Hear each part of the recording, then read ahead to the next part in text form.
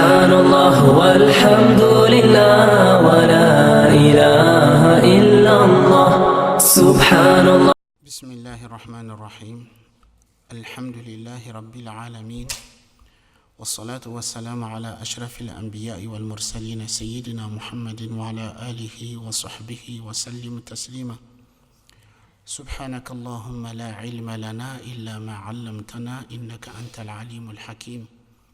اللهم فقهنا في ديننا ووفقنا للعمل بما علمتنا وزدنا علما وارزقنا الإخلاص في القول والعمل برحمتك يا أرحم الراحمين يا رب العالمين. إخواني في الله، السلام عليكم ورحمة الله تعالى وبركاته. في آخر لقاء لنا توقفنا عند الآية 81 من سورة البقرة، حيث يقول الله سبحانه وتعالى: بلى من كسب سيئة وأحاطت به خطيئته فأولئك أصحاب النار هم فيها خالدون. واليوم إن شاء الله بإذن الله نبدأ من الآية 82، حيث يقول الله جل وعلا بعد أعوذ بالله من الشيطان الرجيم: والذين آمنوا وعملوا الصالحات أولئك أصحاب الجنة هم فيها خالدون. وإذ أخذنا ميثاق بني إسرائيل لا تعبدون إلا الله وبالوالدين إحسانا وذي القربى واليتامى والمساكين وقولوا للناس حسنا وأقيموا الصلاة وآتوا الزكاة ثم توليتم إلا قليلا منكم وأنتم معرضون. وإذ أخذنا ميثاقكم لا تسفكون دماءكم ولا تخرجون أنفسكم من دياركم ثم أقررتم وأنتم تشهدون. ثم أنتم هؤلاء تقتلون أنفسكم وتخرجون فريقا منكم من ديارهم تظاهرون عليهم بالإثم والعدوان وإن يأتوكم أسارى تفادوهم وهو محرم عليكم إخراجهم أفتؤمنون ببعض الكتاب وتكفرون ببعض فما جزاء من يفعل ذلك منكم إلا خزي في الحياة الدنيا ويوم القيامة يردون إلى أشد العذاب وما الله بغافل عما تعملون. أولئك الذين اشتروا الحياة الدنيا بالآخرة فلا يخفف عنهم العذاب ولا هم ينصرون. Donc, la dernière fois, on s'était arrêté sur le verset 81 de Surat al-Baqarah, où Allah subhanahu wa ta'ala dit: mais si quiconque qui a acquis une mauvaise action et qui est cerné par ses méfaits, ceux-là sont les hôtes du feu pour y demeurer éternellement. Donc aujourd'hui, nous commençons à partir du verset 82 où Allah subhanahu wa ta'ala dit: quant à ceux qui croient, qui œuvrent dans le bien, ceux-là sont les hôtes du paradis pour y demeurer éternellement. Rappelle-toi, lorsque nous prîmes l'engagement des enfants d'Israël, n'adorer que Allah et d'agir avec bonté envers les deux parents. Et ainsi aussi d'agir avec bonté envers les proches parents, l'orphelin, l'indigent, et dites aux gens de bonnes paroles. Accomplissez la salat, acquittez-vous de la zakat, Ensuite, vous vous êtes détourné, c'est-à-dire de cet engagement, à part une petite partie d'entre vous, alors que vous vous êtes détourné. Rappelez-vous, lorsque nous prîmes votre engagement de ne pas reprendre vos sangs, c'est-à-dire de ne pas vous entretuer, et ne pas vous expulser de vos demeures, et vous reconnaissiez cela, cet engagement, alors que vous en êtes témoin. Et vous voilà que vous vous entretuez entre vous et vous expulsez une partie d'entre vous de leur demeure, vous vous entraidez au péché et à l'agression, et lorsqu'ils viennent à vous étant captifs de guerre, vous les rançonnez, alors que ceci est interdit pour vous de les faire sortir de leur demeure. Alors, croyez-vous à une partie des livres et que vous niez une autre partie? Quelle est la rétribution de celui qui fait cela parmi vous, à part l'humiliation dans la vie d'ici-bas, et au jour de la résurrection, ils retourneront vers le châtiment le plus dur, et Allah n'est point inattentif à ce qu'ils font. Ceux-là sont ceux qui ont échangé la vie de l'au-delà par la vie d'ici-bas. Ceux qui ont échangé la vie de l'au-delà par la vie d'ici-bas, alors on n'allégera pas leur châtiment et ils n'auront point de secoureurs. Donc nous allons voir en détail qu'est-ce que ça veut dire ces passages du Coran. إذن الله سبحانه وتعالى يقول وإذا أخذنا ميثاقكم. الميثاق هو العهد المؤكد باليمين، أي واحد يحلف بالله أنه سيوفي بالعهد الذي أخذ الله منه. الميثاق هو العهد المؤكد باليمين. يقول وقولوا للناس حسنا، يقول حسن القول، الأمر بالمعروف والنهي عن المنكر والمخاطبة باللين والكلم الطيب الخالي من البذاءة والفحش. ثم توليتم أي رجعتم عما التزمتم به مصممين على أن ألا تتوبوا، مصممين ألا تتوبوا. يقول سفك الدماء إراقتها وصبها بالقتل والجراحات. تظاهرون، قرئ أيضا تظاهرون بالتخفيف، وقرئ أيضا تظاهرون مع الشدة. تظاهرون بمعنى بتاء واحد، معناه تتعاونون بالإثم والعدوان. الإثم الضار الموجب للعقوبة، والعدوان الظلم. أسارى جمع أسير. ومن أخذ في الحرب، الخزي والذل والمهانة. يقول معاني الآيات، يقول المؤلف رحمه الله معاني الآيات، يقول ما زال السياق الكريم في تذكير اليهود، أي يهود المعاصرين لرسول الله صلى الله عليه وسلم في المدينة. هذه سياق الآيات، في الآية التي وقفنا عليه يقول هم قالوا لن تمسنا النار إلا أياما معدودة. الله سبحانه يقول قل اتخذتم عند الله عهدا فلن يخلف الله عهده. بلى أي بمعنى بلى كلمة إضراب عما تقولون، بل سيمسكم النار. يقول بلى من كسب خطيئة ومن كسب سيئة وأحاطت به خطيئته فأولئك أصحاب النار هم فيها خالدون. إذن هنا الله سبحانه وتعالى يبين أن كون الإنسان يذهب إلى النار أو إلى الجنة ليس أمر موقوف على القبيلة الذي ينتمي إليه أو على الديانة الذي ينتمي إليه، لا.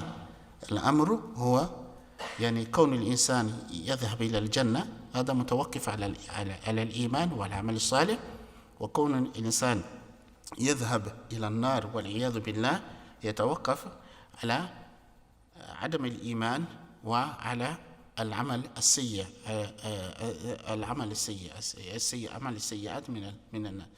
ثم الله سبحانه وتعالى إذن يذكر ما زال السياق الكريم في تذكير اليهود بما كان لأسلافهم من خير وغيره. يقول والمراد يعني لماذا الله سبحانه وتعالى يذكر اليهود المعاصرين لرسول الله صلى الله عليه وسلم بما كان عليه أسلافهم؟ يعني الهدف هو هدايتهم لكي يهتدوا، هدايتهم لو كانوا يهتدون.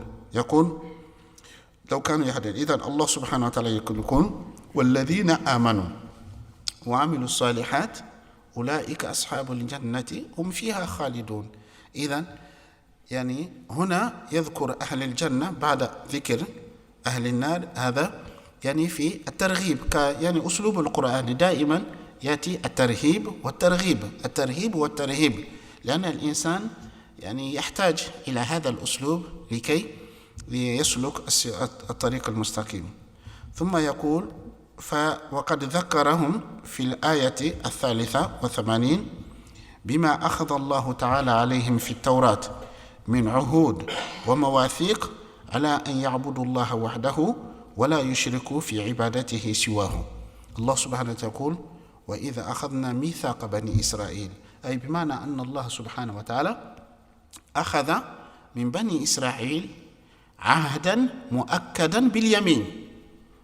يعني ما هو العهد الذي أخذ عليهم؟ يعني قيل فيه أشياء كثيرة، ولكن سياق الآية يبين هنا يعني ما ذهب إليه بعض العلماء أن الله سبحانه أخذ عليهم العهد والميثاق أن لا يعبدوا إلا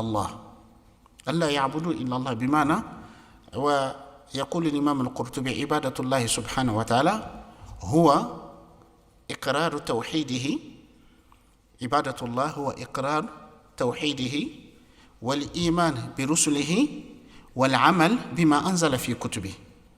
قل والعمل بما أنزل في كتبه، هذا هو العبادة المطلوبة، أن يؤمنوا بالله سبحانه وتعالى ويقر بتوحيده ولا يشرك به شيئا، ويؤمن برسله وأنبيائه، ويعمل بما أنزل الله سبحانه وتعالى في الكتاب.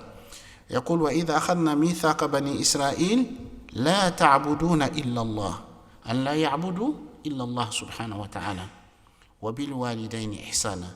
أيضا أوصاهم بالإحسان إلى الوالدين، هو حسن معاملتهم، يعني حسن معاملة الوالدين وطاعتهما فيما أمر، والتذلل والخضوع لهما والدعاء لهما بعد موتهما، وصلة ذوي قرابتهم وأهل مودتهم. هذا هو الإحسان إلى الوالدين. يقول لماذا قرن الله؟ نجد في القرآن في آيات كثيرة الله سبحانه وتعالى يقرن بين حقه على عباده وحق الله على عباده هو توحيده، أن يوحدوه ولا يشركوا به شيء، بين حقه وحق الوالدين. هذا يبين لنا على تأكيد أهمية حق الوالدين على الإنسان.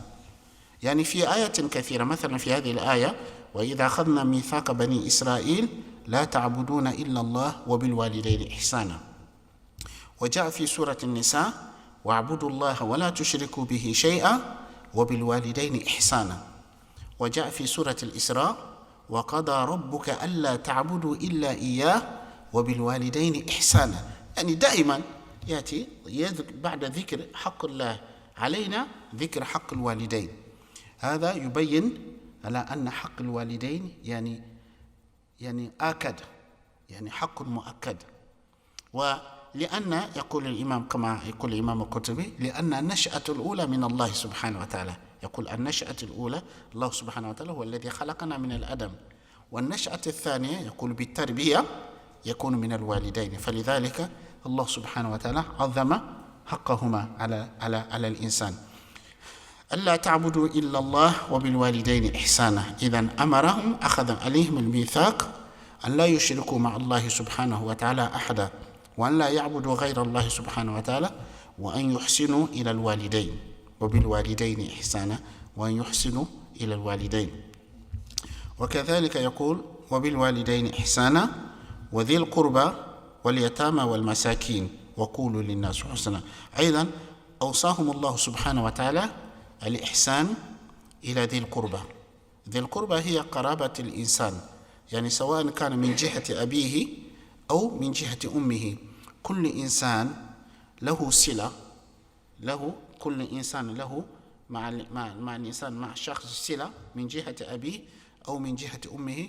هؤلاء يسمى ذوي القربى، هم ذوي القربى. يقول أيضا الله سبحانه وتعالى أوصى بالإحسان إلى ذوي القربى بمساعدتهم والإحسان إليهم وبرهم، يعني هذا هو الواجب، ولذي القربى واليتامى. وكذلك أوصى الله سبحانه وتعالى بالإحسان إلى اليتيم. اليتامى جمع يتيم، واليتيم هو من فقد أباه وهو دون سن البلوغ. الإنسان الذي يفقد أباه وهو دون سن البلوغ هذا يسمى يتيم. وبعض العلماء أيضا ذكر أن أيضا من فقد أمه دون سن البلوغ يسمى يتيم، ولكن الأمر المتعارف عليه هو أن من فقد أباه هو الذي يسمى يتيم، لأن يعني في السابق كان الأب هو الذي يتولى بالقيام على الأولاد ويلبي حاجاتهم ويغطي حاجاتهم. نعم. إذن فهذا الإنسان الذي يكون بهذه المثابة، يعني الذي فقد من يعوله، يكون هذا الإنسان في حالة ضعف، يحتاج إلى من يتحنن عليه، يحتاج إلى من يقوم بأمره. فكفالة اليتيم يعني أمر مهم جدا في الإسلام. فلذلك ورد في حديث عن رسول الله صلى الله عليه وسلم يقول: أنا وكافل اليتيم كهاتين في الجنة، وأشار بالسبابة والوسطى. يقول: أنا وكافل اليتيم كهاتين في الجنة، أي يكون يعني قربه من الرسول صلى الله عليه وسلم في الجنة كقرب هذين الأصبعين. هذا منزل عظيمة جدا، منزل عظيم، كون إنسان يكون قريب من رسول الله صلى الله عليه وسلم في الجنة كهاتين، يعني منزل عظيمة جدا. فلذلك الإنسان الذي في قلبه الرحمة وفي قلبه الشفقة ينبغي أن يحسن إلى اليتيم. يقول: وذي القربى واليتامى والمساكين. المسكين هو الذي أسكنه الحاجة والفقر، يعني الذي لا يجد ما يغطي يعني ما يحتاج إليه هذا. ولكن يعني في الآية في التي يبين أصناف أهل الزكاة من يجوز لهم الزكاة، الله سبحانه وتعالى ذكر يقول: إنما الصدقات للفقراء والمساكين. هناك يعني خلاف بين العلماء في تعيين معنى اليتيم والفقير، من هو أشد حاجة. فهناك من يقول أن الفقير أشد حاجة من المسكين، فقالوا أن الفقير هو من لا يجد نصف ما يحتاج إليه. لو فرضنا أن إنسان لكي يعيش يحتاج مثلا ل1500 أورو في شهر مثلا، لو فرضنا أن إنسان يحتاج إلى 1500 أورو في شهر لكي يعيش يعني عيشا لائقا. فهذا الإنسان إذا كان يعني مدخوله، إذا كان دخله أقل مثلا من 700 يورو، فهذا يسمى فقير، لأنه لا يجد نصف ما يحتاج إليه، لا يجد حتى نصف ما يحتاج، أو ربما يكون ما عنده حتى شيء، هذا يسمى فقير. يقول: وأما المسكين فهو الذي يجد نصف ما يحتاج إليه، ولكن لا يجد يعني تمام ما يحتاج إليه. فقالوا هذا. يعني مسألة كما قلت يعني خلاف بين العلماء، يعني ومن الذين يذهبون إلى هذا القول يستدلون بقول الله سبحانه وتعالى في سورة الكهف: وأما السفينة فكانت لمساكين يعملون في البحر. قالوا هؤلاء مساكين ولكن لهم شيء يعملون به، يعني يكتسبون شيء. يقول: أما الفقير هو الذي ما عنده يعني شيء. وهناك من يقول بالعكس، هناك من يقول بالعكس. المهم المسكين هو إنسان الذي لا يجد يعني تمام ما يحتاج إليه. فالله سبحانه وتعالى أوصى بالإحسان إلى الوالدين والإحسان إلى ذوي القربى واليتامى والمساكين، وأمر بالقول الحسن. يقول القول الحسن هو القول اللين، هو القول الذي ليس فيه بذاءة وليس فيه فحش وليس فيه فحش. فالله سبحانه وتعالى يأمرنا بالقول الحسن. المفروض كما ذكرت لكم أن الإسلام يربي الإنسان المسلم على أن لا يخرج من فمه إلا الخير. فالمفروض أن الإنسان المسلم لا يستعمل لسانه إلا في الخير، كما قال رسول صلى الله عليه وسلم: من كان يؤمن بالله واليوم الآخر فليقل خيرا أو ليصمت، فليقل خيرا أو ليصمت. إذن فالله سبحانه وتعالى يأمرنا بالقول الحسن، والقول الحسن هو القول الخالي من البذاءة ومن الفحش، والقول اللين، والأمر بالمعروف والنهي عن المنكر بطبيعة الحال من القول الحسن. إذن الله سبحانه وتعالى أخذ هذا الميثاق من بني إسرائيل أن لا يعبدوا إلا الله، وأمرهم بالإحسان إلى الوالدين والإحسان إلى ذوي القربى واليتامى والمساكين، وأن يقولوا للناس حسنا، وأن يقيموا الصلاة ويؤتوا الزكاة. يقول ويقيموا الصلاة ويؤتوا الزكاة، يقول ثم توليتم إلا قليلا منكم. إذن يقول الله سبحانه وتعالى بعد أن أخذ هذا عليهم هذا العهد المؤكد باليمين أنهم نقضوا العهد ولم يوفوا بما التزموا به، يقول ثم توليتم وأنتم معرضون، أي تعرضون أما أمركم الله سبحانه وتعالى به، أما أمر الله سبحانه وتعالى به. Donc en fait ce verset, comme le verset sur lequel on s'est arrêté quand les Juifs, en fait Allah subhanahu wa ta'ala rappelle aux contemporains du prophète sallallahu alayhi wa sallam, les Juifs qui vivaient à Médine, que leurs prédécesseurs, ils disaient qu'ils ne seront pas touchés par le feu que quelques jours.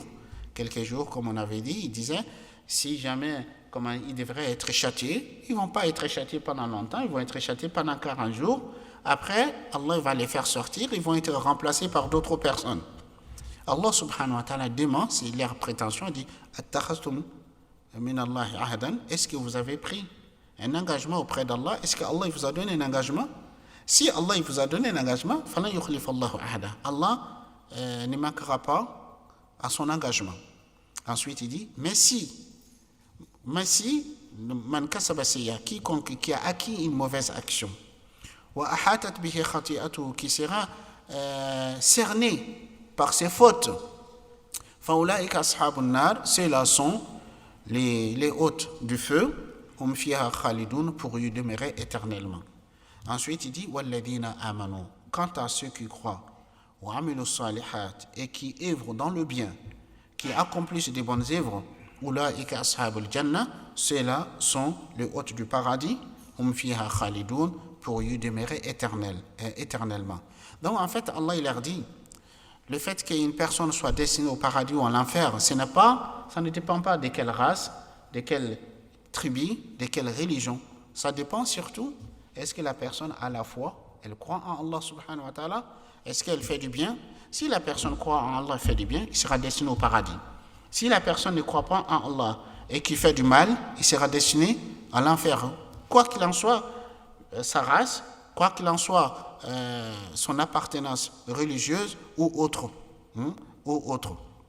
Donc ensuite, Allah subhanahu wa ta'ala, il s'adresse au prophète sallallahu alayhi wa sallam, il dit وَإِذْ أَخَذْنَا مِيثَاقَ بَنِي إِسْرَائِيلَ لَا تَعْبُدُونَ إِلَّا اللَّهِ.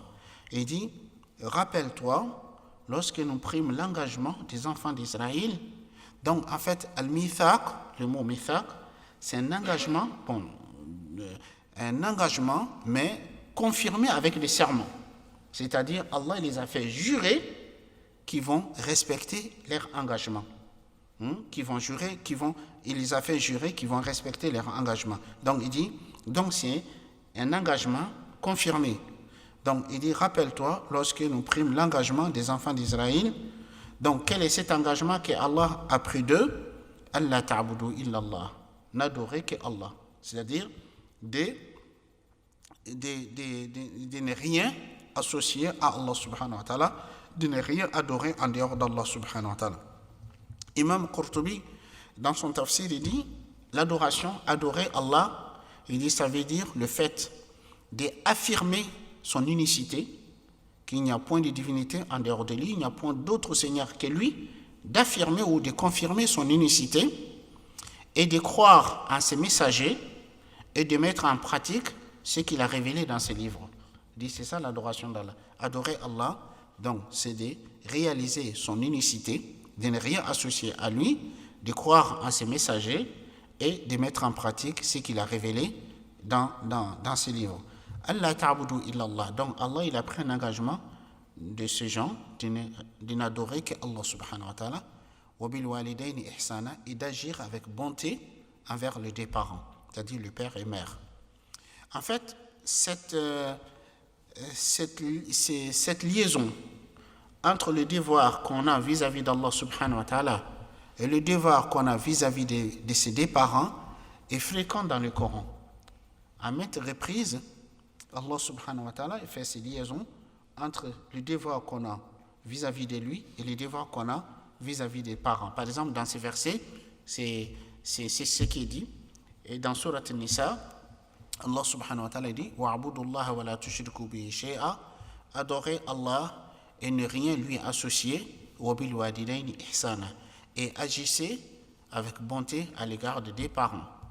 Et aussi, dans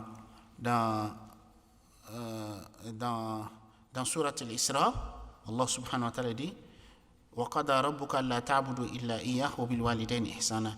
Et ton Seigneur a décrété n'adorer que lui et d'agir avec bonté à l'égard des parents.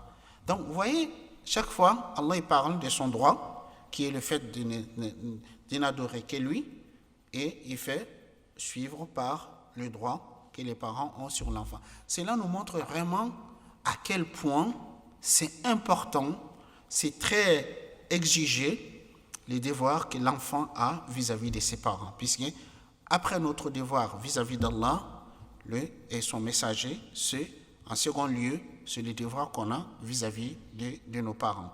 Ça montre bien vraiment la valeur, l'importance que Allah subhanahu wa ta'ala accorde aux parents. Donc, d'agir avec bonté à l'égard des parents. Donc, agir avec bonté à l'égard des parents, ça veut dire le fait de leur adresser des paroles respectueuses. De leur adresser des paroles respectueuses, le fait de faire preuve de l'humilité vis-à-vis d'eux, de ne pas être hautain, arrogant vis-à-vis de ses parents. Malheureusement, de notre temps, aujourd'hui, en fait, le fait de lever le ton, lever la voix sur ses parents, ou le fait de leur dire certaines paroles, c'est de l'irrespect, c'est de manque d'agir avec bonté. Par exemple, des gens qui disent à leurs parents, tu ne comprends rien. Des fois, il y a des enfants qui parlent comme ça à leurs parents, tu ne comprends rien. Ça, c'est... Alors que dans Surat Al-Isra, Allah subhanahu wa ta'ala, il dit وَقُلْ لَهُمَا قَوْلًا فَلَا تَقُلْ لَهُمَا أُفٍّ وَلَا تَنْهَرْهُمَا. Il dit, ne leur dis pas fille et ne les brusque pas. Ne leur dis pas fille. Fille, c'est quoi? En fait, c'est juste le fait d'exprimer, montrer son indignation. Le fait d'exprimer, montrer son indignation, Allah il dit, ne les dis pas. Les commentateurs du Coran, les savants, ils disent, s'il y avait encore un mot moins grave que dire fille, Allah il aurait interdit. Donc, Allah il dit d'agir avec bonté à l'égard des parents. Agir avec bonté à l'égard des parents, donc c'est le fait de leur adresser des paroles respectueuses. Raison pour laquelle nos savants ils nous disent, c'est de l'irrespect, le fait d'appeler ses parents par leur prénom. Par leur prénom, c'est manque de respect. Donc normalement, on dit papa, maman. On ne dit pas Fatima ou Zainab ou je ne sais pas, Ahmad ou Bilal.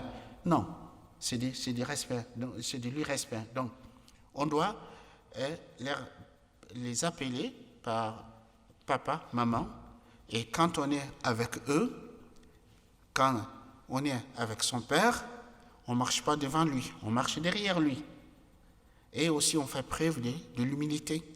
C'est-à-dire, quoi qu'il en soit, le rang d'un enfant, c'est-à-dire un enfant qui va devenir président, ou un enfant qui devient ministre, qui devient directeur, qui vient, je ne sais pas, n'importe quel poste, n'importe quel rang qu'il va atteindre. Et il est président pour les autres, mais il n'est pas président pour ses parents. Il est l'enfant de ses parents. C'est eux qui l'ont mis au monde, c'est eux qui l'ont élevé. Donc, quoi qu'il en soit, son rang, il doit rester humble et modeste vis-à-vis de ses parents. En fait, en réalité, dans la vie, l'une des clés de la réussite d'un homme, donc quand je dis un homme, homme et femme, l'une des clés de la réussite d'un homme, c'est le respect à l'égard des parents. Et aussi, ça c'est quelque chose qui va bénir la personne.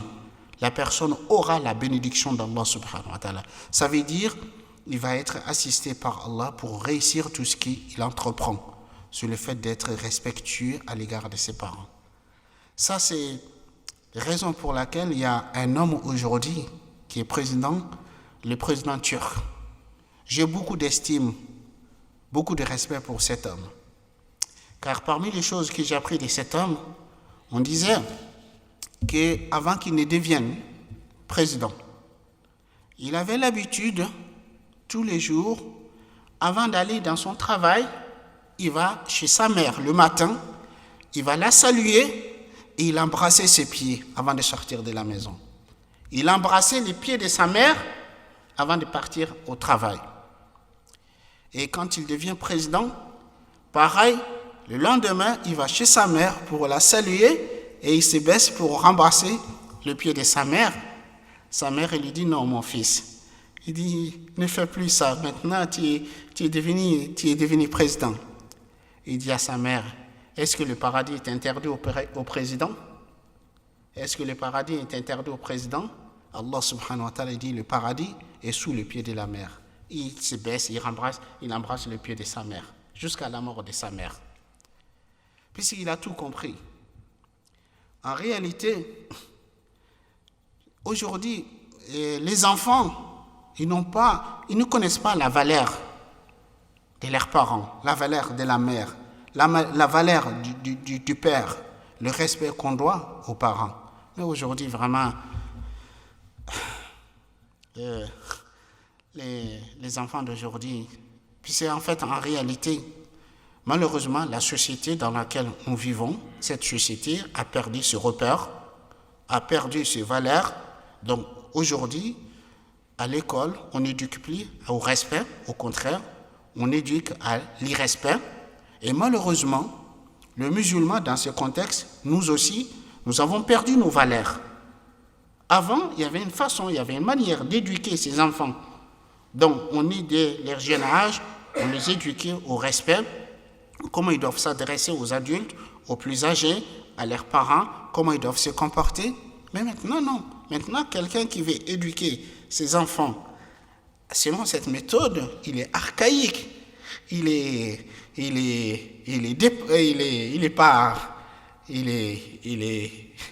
pas jour. Il n'est pas jour. Alors que vraiment, c'est ça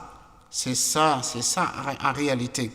Même, c'est le fait qu'aujourd'hui, les gens, ils ont perdu de repères, ils ont perdu le nord, ce n'est pas pour autant que nous, en tant que musulmans, qu'on doit suivre les gens aveuglément. Comme Abdelaziz il disait l'autre fois, quand il rappelait, il dit, aujourd'hui, nous vivons dans un contexte, dans un milieu, asbah al-ma'rouf munkaran wal munkar ma'rouf. Donc, aujourd'hui, nous vivons dans un contexte où ce qui est convenable, ce qui est reconnu comme convenable est devenu blâmable. Et ce qui est blâmable est devenu ce qui est convenable. Et malheureusement, beaucoup de musulmans aussi qui suivent ça.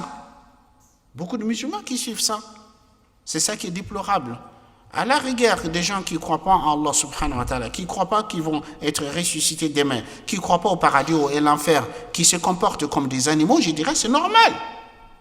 Mais par contre, ce n'est pas normal, ce n'est pas logique de la part de quelqu'un qui dit je crois en Allah subhanahu wa ta'ala, je crois à la résurrection, je crois au paradis et en enfer, et en même temps de se comporter comme ceux qui ne croient pas en Allah subhanahu wa ta'ala. Donc, l'engagement que Allah a pris des enfants d'Israël de n'adorer que Allah subhanahu wa ta'ala, d'agir avec bonté, donc agir avec bonté sur le fait d'adresser des paroles respectueuses à ses parents, de faire preuve de l'humilité vis-à-vis d'eux, le fait d'être obéissant à leurs ordres, et aussi le fait de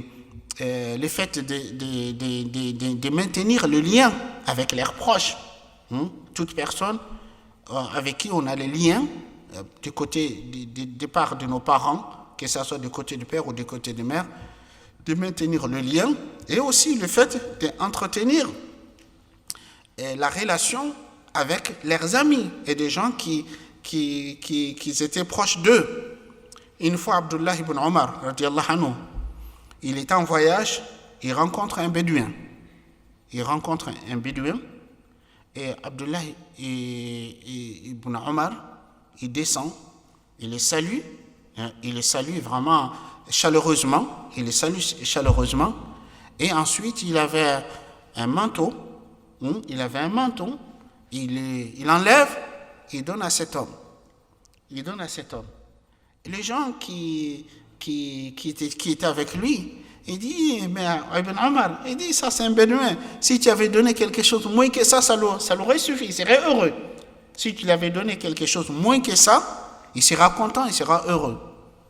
Il a dit non. Il dit, cet homme était un ami de mon père. Donc, étant donné que c'était un ami de son père, il agit avec bonté vis-à-vis de lui. Ça fait partie d'agir avec bonté à l'égard des parents. Donc, le fait de maintenir les liens avec leurs amis. Donc, aussi, il fait partie de bonté à l'égard des parents, c'est le fait d'invoquer Allah, d'implorer Allah en leur faveur après leur mort. Comme Allah subhanahu wa ta'ala dit, wa qur rabbi irhamhuma kama rabbayani saghira. Dit Seigneur, accorde-leur à tous deux ta miséricorde comme ils m'ont élevé tout petit. Donc, on leur adresse des paroles respectueuses et on fait preuve d'humilité vis-à-vis d'eux. On obéit à leurs ordres tant qu'ils ne nous ordonnent pas quelque chose qui va à l'encontre de ce que Allah et son messager dit. On obéit à leurs ordres et on maintient les liens avec leurs proches, on maintient les liens avec leurs amis, et après leur mort, on invoque Allah subhanahu wa ta'ala en leur faveur. Donc, même en faisant tout ça, on ne sera pas acquitté de notre devoir vis-à-vis d'eux. C'est pour cela dit qu'un jour, un homme, il voit Ibn Omar. En fait, un homme, il avait porté sa mère. Il l'a amené au pèlerinage. Il a amené sa mère au pèlerinage en la portant. Et pendant qu'il faisait tawaf, il rencontre Ibn Omar, Abdullah ibn Omar. Il le rencontre, il lui dit, voilà ma mère, je l'ai portée de chez moi jusqu'ici pour venir faire le pèlerinage avec lui, et j'ai fait tous les rites avec lui, il est sur mon épaule. Est-ce que tu penses que je me suis acquitté de mon devoir vis-à-vis d'elle? Il dit à Ibn Omar, est-ce que tu penses que je me suis acquitté de mon devoir vis-à-vis d'elle? Ibn Omar, il dit, tu ne t'es même pas acquitté d'une contraction, une contraction, parmi les contractions qu'elle a eues au moment où elle te mettait au monde. Une contraction. Vous vous rendez compte? Il dit, tu ne t'es même pas acquitté d'une contraction qu'elle a eue, parmi les contractions qu'elle a eues au moment où elle te mettait au monde. Donc ça veut dire quoi qu'on fasse, on ne pourra jamais s'acquitter de nos devoirs vis-à-vis de nos parents. Le prophète sallallahu alayhi wa sallam dit, un enfant ne s'acquittera jamais des devoirs qu'il a vis-à-vis de son père, à moins de les trouver esclaves et de les racheter et de les libérer. De les racheter et de les libérer. Donc en fait, ça veut dire le devoir qu'un enfant a vis-à-vis de ses parents, vraiment, c'est énorme, c'est grandiose. Donc, Allah subhanahu wa ta'ala recommande d'agir avec bonté à l'égard des parents, c'est-à-dire père et mère, et aussi il recommande d'agir avec bonté à l'égard des proches parents, à l'égard de nos proches. tes frères et sœurs, tes tantes, paternelles, maternelles, tes oncles, paternels et maternels, tes cousins, ce sont ça tes proches parents. Donc, toute personne de ton entourage avec qui tu as un lien, donc agir avec bonté envers telle personne, c'est le fait de lui adresser des paroles respectueuses, des paroles,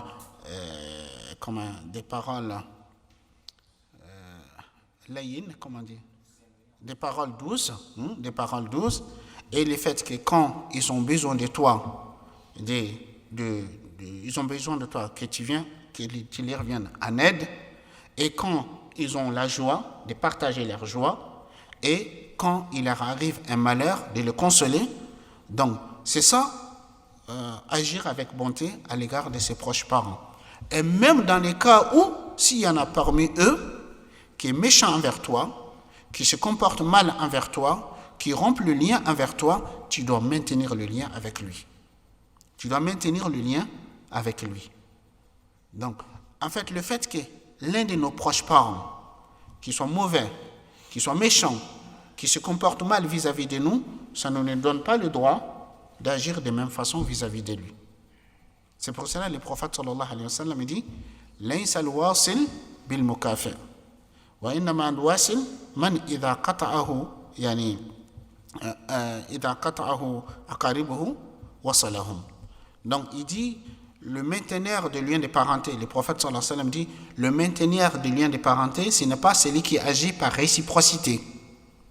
Le maintenir de liens de parenté, ce n'est pas par celui qui agit par réciprocité. Ça veut dire, il y a certaines personnes qui disent mon cousin, il est gentil avec moi, je suis gentil avec lui. Il me rend visite, je lui rends visite. Il me fait des cadeaux, je lui fais cadeau. Tandis que ma cousine, elle est méchante avec moi, elle ne me parle pas, je ne lui parle pas. Ben, ce n'est pas ça, le maintenir le lien de parenté. Il dit, le maintenir de lien de parenté, ce n'est pas celui qui agit par réciprocité, mais le maintenir de lien de parenté, c'est celui dont, lorsque ses proches coupent le lien avec lui, lui maintient le lien. Et en fait, en réalité, le fait de maintenir le lien avec ses proches, ça a beaucoup de bienfaits, beaucoup d'importance. Le prophète sallallahu alayhi wa sallam dit Man ahabba an yunsa'lahu fi ajali wa yuwassi'a lahu fi rizqihi falyasil rahimah.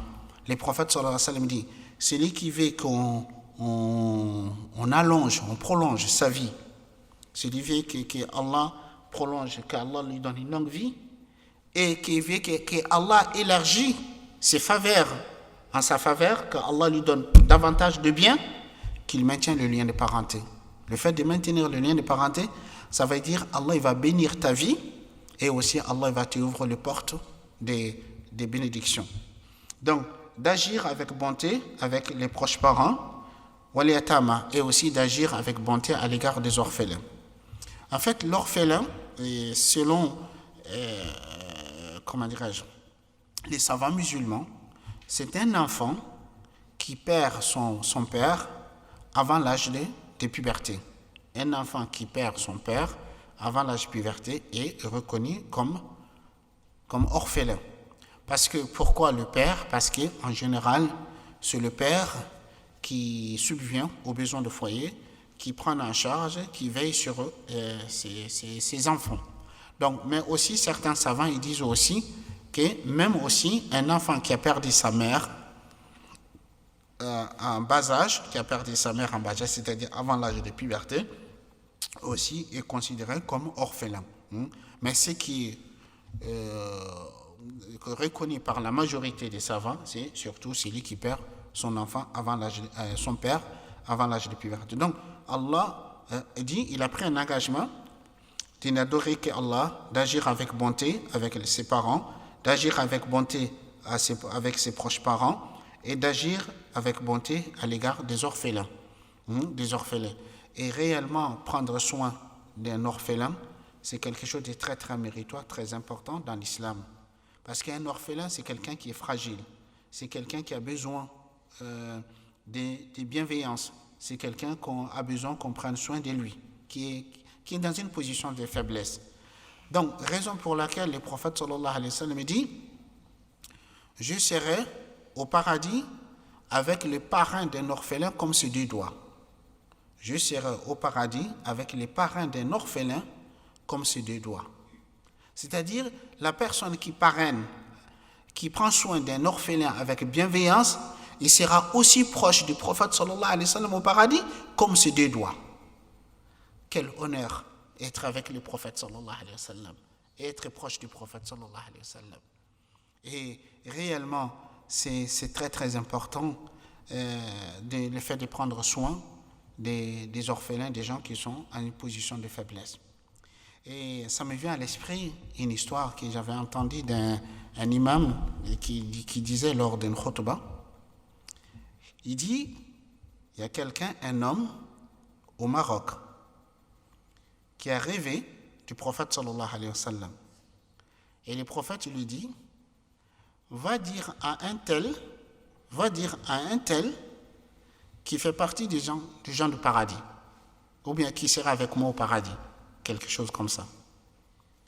Il fait ses rêves, il voit le prophète sallallahu alayhi wa sallam dans son rêve, le prophète lui dit, va dire à un tel qui fait partie du genre du paradis, qui sera avec moi au paradis. Il fait le rêve à 3 fois, 3 reprises. Et un tel, il se trouve à la Mecque. Il prend un billet, il réserve, il va faire Umrah. Il va faire Umrah et il va chercher cette personne. Il va trouver que cette personne dont que le prophète il a dit, va dire à un tel qui fait partie du genre du paradis, il habitait dans un quartier très pauvre de la Mecque, un quartier pauvre de la Mecque. Et il va demander, d'après lui, en fait, quand il arrive dans le quartier, il demande qui est un tel, qui est-ce qui me montre la maison d'un tel. Les gens, en le voyant, que cet homme qui a rêvé, que quelqu'un de bien, son apparence dit, il dit, mais qu'est-ce qui t'a à faire avec cette personne? Puis c'est cette personne, il reconnaît dans son milieu comme quelqu'un de mauvais, Il dit, mais qu'est-ce qui t'a à faire toi avec un tel? Jusqu'à ce qu'il trouve des gens qui le conduisent vers chez cet homme. Il va frapper à la porte et la personne il sort et il dit, et c'est toi, un tel et tel fils d'un tel? Il dit, oui, c'est moi. Il dit, qu'est-ce que tu me veux? Il dit, je suis venu pour t'annoncer une bonne nouvelle. Il dit, c'est quoi? Il dit, je vis le prophète sallallahu alayhi wa sallam à 3 reprises en rêve qui me dit, va dire à un tel qui fait partie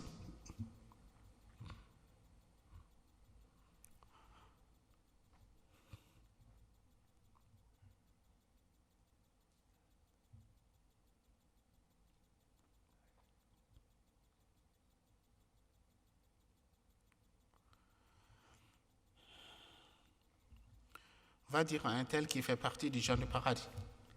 Il dit, quand il a dit ça, l'homme est tombé. Il est tombé à genoux et pleurait. Il dit, moi, le prophète t'a dit de me dire que je fais partie du genre du paradis. Il dit, oui. Il dit, non. Il dit, dans ce quartier, il n'y a pas plus mauvais que moi. Il dit, dans ce quartier, il n'y a pas plus mauvais que moi. Et il dit, il n'y a aucun péché que je n'ai laissé sans commettre. Il dit, comment le prophète peut te dire que moi je fais partie du genre du paradis? Il dit, Wallah, je jure par Dieu, je ne te mens pas. Je vis le prophète en 3 reprises en rêve qui me dit de venir te dire que tu fais partie du genre du paradis. Et l'homme, il est tombé à genoux et pleurait. Il dit, non, c'est pas possible. Après, l'homme, après un long moment, il lui dit, je te demande par Dieu que tu me dises, qu'est-ce que tu fais? Qu'est-ce que tu fais pour que le prophète t'annonce que tu fais partie du genre du paradis? Il a dit, toi, sache que dans ce quartier, il n'y a pas plus mauvais que moi. Il n'y a aucun péché que je n'ai pas laissé sans le commettre. Donc l'homme dit, peu importe, dis-moi, quelle est la bonne action que tu fais? Il dit, je n'ai pas de bonne action. Je n'ai pas de bonne action. Il dit, la seule chose que je sais, peut-être si Allah doit me pardonner, m'accorder miséricorde. Il dit, j'avais un voisin et qui est mort, qu'il a laissé sa femme et ses enfants, petits orphelins. Il dit, le jour de sa mort, j'ai été profondément touché. Je jurais par Allah que je ne vais pas les abandonner, que je partagerai mon salaire avec eux. Il dit, depuis ce jour-là, chaque fois, à la fin du mois, quand je touche mon salaire, je le partage en deux. Je garde la moitié pour ma famille et je donne l'autre moitié à cette famille. Et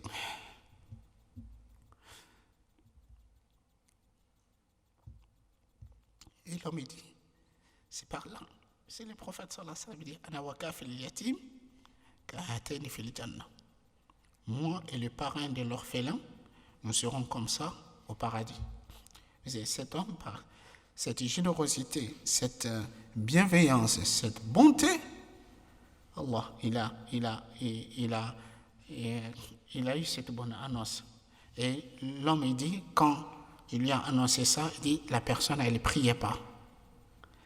Et c'est en ce moment, quand il lui a annoncé, il est rentré chez lui, il s'est lavé, il a accompagné cette personne, ils sont allés au haram, il allait prier, c'est à partir du moment où il s'est repenti, il a repris le droit chemin. Donc en fait, en réalité, le chemin du paradis, ce n'est pas seulement la prière, ce n'est pas seulement le jeûne, ce n'est pas seulement la lecture du Coran, ce n'est pas seulement les actes d'adoration, mais il y a divers chemins qui mènent au paradis. C'est surtout la bonté de cœur, c'est surtout la bienveillance, c'est surtout le fait d'aimer pour les autres ce qu'on aime pour soi-même. Mais malheureusement, c'est ce que beaucoup d'entre nous qui négligent aujourd'hui.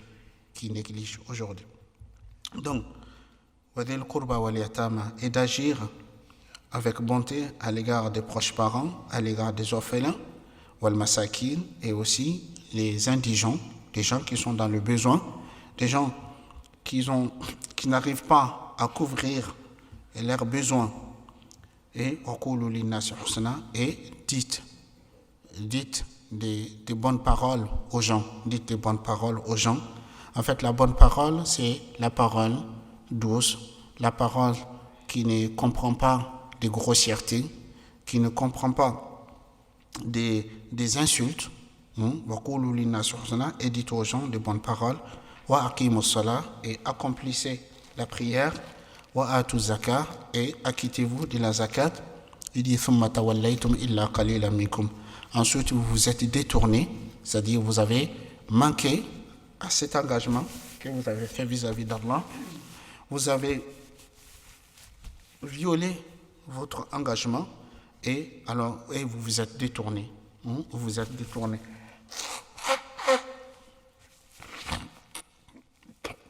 Donc, Allah subhanahu wa ta'ala, il rappelle ça, de dire qu'il a pris cet engagement à leurs prédécesseurs, c'est-à-dire Allah, il raconte ça aux Juifs contemporains du prophète sallallahu alayhi wa sallam qui vivaient à Médine, de dire qu'il a pris cet engagement à leurs prédécesseurs. Donc, en même temps, en fait, en quelque sorte, c'est indirectement, c'est un engagement aussi à eux, puisque Allah, il a pris cet engagement dans la Torah, dans le livre qui a été révélé au prophète Moïse alayhi salatu wassalam. Donc toute personne qui croit en judaïsme, qui croit en Moïse, c'est un engagement qu'il doit respecter. Donc Allah subhanahu wa ta'ala, ensuite le verset suivant, Allah dit wa idha akhadna mithaqakum la tusfikuna dima'akum wa la tukhrijuna anfusakum min diyarikum thumma aqrartum wa antum tashhadun thumma antum haula taqtuluna anfusakum وتخرجون فريقا منكم من ديارهم تظاهرون عليهم بالإثم والعدوان وإن يأتوكم أسارى تفادوهم وهو محرم عليكم إخراجهم أفتؤمنون ببعض الكتاب وتكفرون ببعض فما جزاء من يفعل ذلك منكم إلا خزي في الحياة الدنيا ويوم القيامة يردون إلى أشد العذاب وما الله بغافل عما تعملون أولئك الذين اشتروا الحياة الدنيا بالآخرة فلا يخفف عنهم العذاب ولا هم ينصرون. En fait, ce passage, c'est assez long. Je ne sais pas combien de temps il reste. 4 minutes. Bon, je pense on ne pourra pas entamer, comment dire ça, parce que reste pas grand-chose. Donc, Inch'Allah, on s'arrêtera là pour aujourd'hui. Inch'Allah, si Allah nous prête vie, jusqu'à la semaine prochaine, Inch'Allah, on continuera la suite de ces versets. Mais en fait, il faut savoir que ici, Allah subhanahu wa ta'ala, il nous raconte qu'il a pris cet engagement des enfants d'Israël. Donc, en même temps, en fait, c'est un engagement aussi vis-à-vis de nous, parce qu'il y a un principe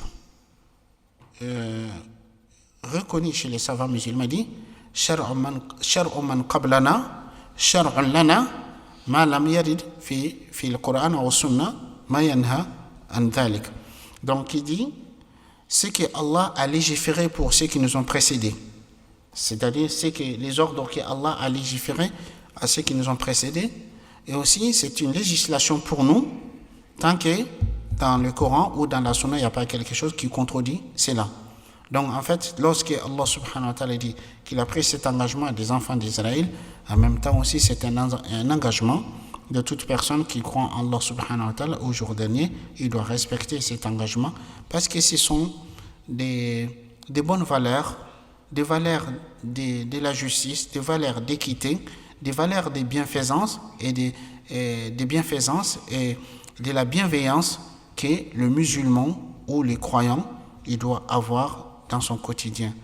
Mais nous, les musulmans, aujourd'hui, nous avons beaucoup de chemins à parcourir dans ces domaines-là. La bienveillance, la bonté, agir avec bien à l'égard des autres. Franchement, beaucoup d'entre nous, on est devenus très égoïstes. Nous ne pensons qu'à nous-mêmes, qu'à nos familles, qu'à nos intérêts, qu'à nos conforts, et très peu d'entre nous qui s'engagent à œuvrer pour l'intérêt d'autrui. Et pourtant, réellement, le prophète sallallahu alayhi wa sallam dit « Innama yarhamullah min ibadihi rahma » Allah ne fait miséricorde qu'à ceux qui sont miséricordieux. Qu'Allah subhanahu wa ta'ala nous guide dans le droit chemin.